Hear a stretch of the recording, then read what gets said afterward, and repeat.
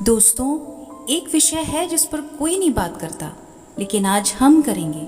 वो है मौत, जो अटल सत्य है। तो आइए विचार करें, आपकी मृत्यु पर लोग क्या कहेंगे। मैं एक कहानी से शुरू करना चाहती हूँ। यह कहानी का वास्तविकता से कोई लेना देना नहीं है, बस इस लेख को समझने के लिए यह कहानी बनाई गई है कि एक बार एक धनी व्यक्ति जो व्यापार के सिलसिले में बहुत दिनों से बाहर था, वो अपने घर पर आता है। वह सबसे पहले अपने बेटे और बेटी से मिलना चाहता है और पत्नी के लिए भी वह बाहर से कुछ गिफ्ट लेकर आया है। लेकिन जैसे ही वो अपने घर के पास आता है तो क्या देखता है कि वहाँ उसके घर के बाहर बहुत से लोगों की भीड़ लगी हुई है। वह देखता है लोग बड़े दुखी होकर वहाँ खड़े हुए हैं, कुछ रो रहे हैं, कुछ सिर झुकाकर हाथ में फूल लिए हैं। उसको कुछ समझ में नहीं आता। वह जल्दी जल्दी अपने घर पहुँचना चाहता है, लेकिन भीड़ ज़्यादा होने के कारण वह तुरंत घर अपने दरवाजे तक नहीं पहुँच पाता।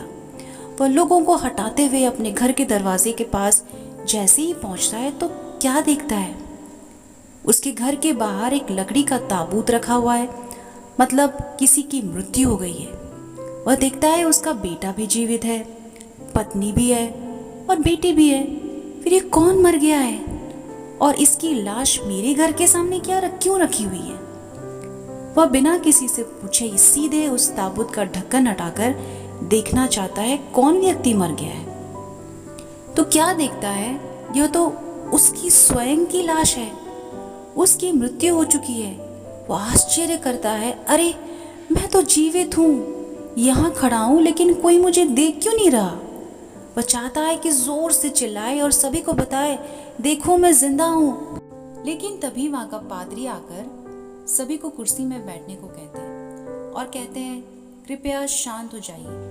इतना सुनकर सभी अपनी अपनी कुर्सी में बैठ जाते हैं। यह व्यक्ति भी अपनी ही लाश के किनारे चुपचाप बैठ जाता है। अब पादरी साहब कहते हैं, इस बॉडी को अंतिम क्रिया के लिए अर्थात दफनाने ले जाने से पहले यदि कोई इनके विषय में कुछ बोलना चाहता है तो बोल सकता है। बहुत ही कम लोग सामने आकर कहते हैं, हाँ ये अच्छे व्यक्ति थे। कुछ लोग हिचकिचाते हुए कहते हैं, हाँ ये सुबह सुबह मिलते थे तो नमस्कार कहते थे। फिर बेटा कुछ कहता है, मेरे पिता मेरे लिए सब कुछ लाकर देते थे, लेकिन मैं चाहता था कि वो मेरे साथ ज्यादा समय बिताएं। फिर पत्नी खड़ी होती है। ये व्यक्ति बड़े ध्यान से सुनना चाहता है कि उसकी पत्नी क्या कहती है उसके विषय में। उसकी आंखों में आंसू बहने लगते हैं। वो सोचता है कि कहीं अभी मेरे विषय में कुछ नकारात्मक बातें ना बोलें। और तभी उस व्यक्ति की आंख खुल जाती है और वह नींद से जाग जाता है। विश्वास करती हूँ आपको यह कहानी अच्छी लगी होगी और आप भी जानना चाहते होंगे कि उसकी पत्नी ने आखिर क्या कहा उसके विषय में। लेकिन उससे भी कहीं ज़्यादा ज़रूरी यह सोचना है कि लोग आपके विषय में क्या कहेंगे। और उससे भी कहीं ज़्यादा महत्वपूर्ण है हमारा सृष्टिकर्ता परमेश्वर हमारे विषय में क्या कहेंगे। मृत्यु एक अटल सत्य है, इसे टाला नहीं जा सकता, लेकिन वर्तमान हमारे हाथ में है। यदि हम इसका बुद्धिमानी से भरपूर इस्तेमाल करेंगे तो हम इस जीवन को अपने जीते जी स्वयं के लिए और बहुतों के लिए लाभकारी बना सकेंगे। और हमारे जीवन को लोग यदि एक शब्द में संक्षिप्त में अच्छा कहेंगे तो हमें भी अच्छा लगेगा। आप चाहते हैं कि परमेश्वर आपके विषय में क्या कहे?